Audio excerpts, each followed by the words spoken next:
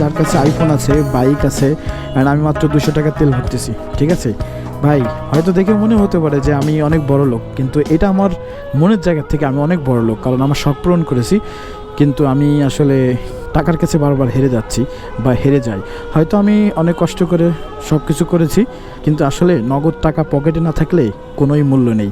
এই আইফোনেও আমাকে ভাত দিচ্ছে না, আর আমার এই এফজেটও আমাকে ভাত দিচ্ছে না। তো আমার সাকসেস হচ্ছে এইখানেই যে আমার জীবনে সব কিছুই আমি করেছি। যেরকম আমি বাড়ি করেছি ছোটোখাটো, মানে থাকার মতন অবস্থা। অ্যান্ড হচ্ছে ছেলে মানুষের সব থেকে শখের জায়গা থাকে বাইক, সেটাও আমি কিনেছি। আমার একটা ফোন দরকার ছিল, ভালো স্মার্টফোন, সেটা আমি আইফোন 15 প্রো ম্যাক্স কিনেছি।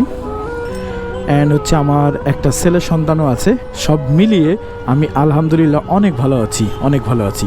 তো ভালো থেকেও অনেক সময় লড়াই করেই বাঁচতে হয়, যুদ্ধ করেই বাঁচতে হয়।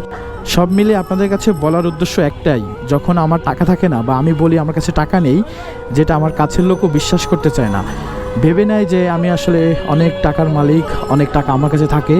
এটাই হচ্ছে কথা। আমার আত্মীয় স্বজন বা আমার যারা কাছের মানুষ আছে, চলাফেরা করি যাদের সাথে, তারা হয়তো চলাফেরা দেখে, তারপরে হচ্ছে আপনার স্টাইল দেখে, পোশাক দেখে অনেক কিছুই বিবেচনা করে ফেলে। That's it. আসলে এটা ঠিক না, আর এটা কখনো ঠিক হয়ও না। নগদ টাকা ছাড়া জীবনটা যে কত অবহেলিত, সেটা একমাত্র যার কাছে টাকা নেই সেই জানে। হয়তো অনেককে দেখা যায় টাই স্যুট পরে আছে, কিন্তু এমনও আছে যে তার কাছে টাকাই নেই, সে তার ক্রেডিট কার্ড দিয়ে চলতেছে। কারণ স্মার্ট লোকের ধার উদরটা বোঝাও কঠিন।